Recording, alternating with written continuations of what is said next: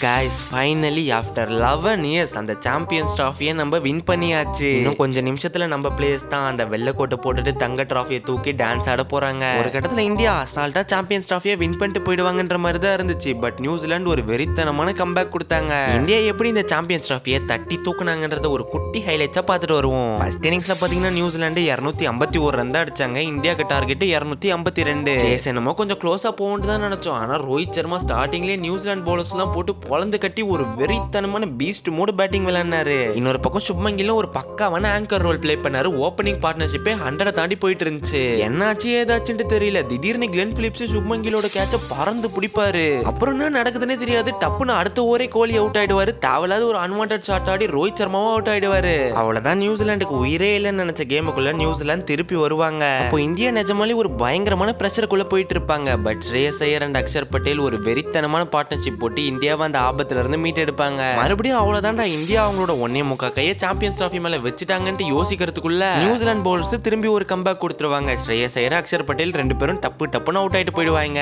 Once again New Zealand எப்படியாவது கேம்ல comeback கொடுக்கறதுக்கு ட்ரை பண்ணுவாங்க. பட் கேஎல் ராகுல் அண்ட் ஹர்திக் பாண்டியா அதுக்கு சுத்தமா இடமே கொடுக்க மாட்டாங்க. 2 பேருமே ஒரு பக்காவான கேம் விளையாடுவாங்க. கடைசியா ஹர்திக் பாண்டியா அவுட் ஆயிடுவாரு. பட் இந்தியா ஒரு சேஃபான இடத்துல விட்டுட்டு தான் போயிருப்பாரு. கடைசியா வந்த ஜடேஜா ஒரு பவுண்டரி அடிச்சு இந்தியாக்கு இந்த சாம்பியன்ஸ் டிராஃபி 2025 வின் பண்ணி கொடுப்பாரு. 25 வருஷத்துக்கு முன்னாடி எந்த நியூசிலாந்து கூட சாம்பியன்ஸ் டிராஃபி ஃபைனல்ஸ் தோத்தோமோ இன்னைக்கு அதே நியூசிலாண்டை தோக்கடிச்சிட்டு சாம்பியன்ஸ் டிராஃபியை வின் பண்ணிருக்கோம். 11 வருஷம் கழிச்சு இந்தியா சாம்பியன்ஸ் டிராஃபியை வின் பண்ணிருக்காங்க. And Rohit Sharma as a கேப்டனா 2வது ஐசிசி டிராஃபியும் வின் பண்ணிருக்காரு. ஓகே கைஸ், ஃபைனலா இந்தியா தான் champions. We are the champions. நம்ம தான் சாம்பியன்ஸ். இந்தியா டிராஃபியை லிஃப்ட் பண்றதை பார்த்துட்டு நல்லா ஹாப்பியா தூங்குங்க. அண்ட் நாளைக்கு நிறைய பேருக்கு எக்ஸாம் இருக்கும்னு நினைக்கிறேன். ஒருவேளை படிக்காம மேட்சை பார்த்துட்டு இருந்தீங்கன்னா ப்ரெஷர் ஆகாதீங்க.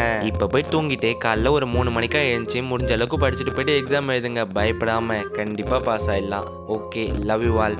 Bye guys.